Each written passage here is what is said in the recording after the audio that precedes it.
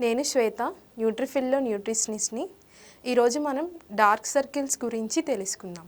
అంటే కళ్ళ కింద నల్లటి వలయాల గురించి, పోషకాహారం లోపంతో వచ్చే సమస్యలు మరియు వివరణ గురించి తెలుసుకుందాం. కళ్ళ కింద నల్లటి వలయాలు నిద్రలేమి వల్ల మాత్రమే కాదు, పోషకాహార లోపం కూడా ముఖ్యమైన కారణం.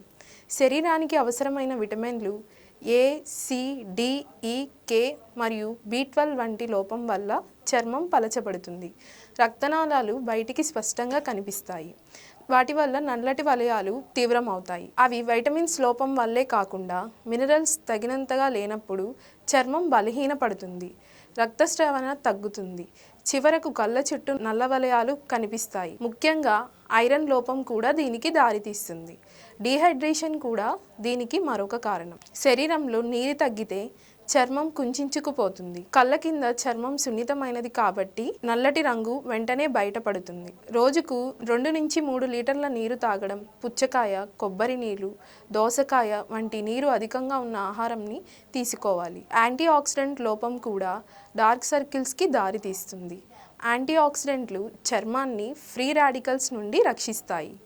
ఇవి తక్కువగా ఉంటే చర్మం వాడిపోవడం, కళ్ళ కింద నల్లదనం పెరగడం జరుగుతుంది. డార్క్ సర్కిల్స్ తగ్గించడంలో సహాయపడే ఉత్తమమైన ఆహారాలు. పుచ్చకాయలో నీటి శాతం ఎక్కువ ఉంటుంది కాబట్టి శరీరాన్ని హైడ్రేటెడ్గా ఉంచగలదు. బీట్రూట్లో యాంటీ ఆక్సిడెంట్లు ఎక్కువ ఉండడం వల్ల బ్లడ్ ఫ్లోని పెంచి చర్మాన్ని కాంతివంతంగా చేస్తుంది. క్యారెట్స్లో వైటమిన్ ఏ ఉండడం వల్ల హైపర్ పిగ్మెంటేషన్ని తగ్గిస్తుంది. పాలకూర, తోటకూరలో వైటమిన్ ఏ, ఐరన్ పుష్కలంగా ఉంటాయి కాబట్టి ఇవి కంటి ఆరోగ్యానికి మంచిది.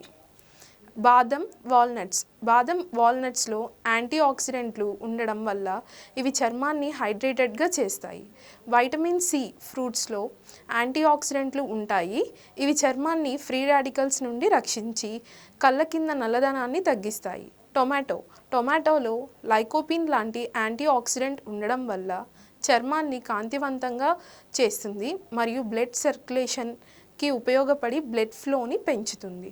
ఈ ఆహార పదార్థాలను రోజువారీ డైట్లో చేర్చుకుంటే శరీరానికి అవసరమైన విటమిన్లు, మినరల్స్ మరియు యాంటీ ఆక్సిడెంట్లు సమృద్ధిగా అందుతాయి.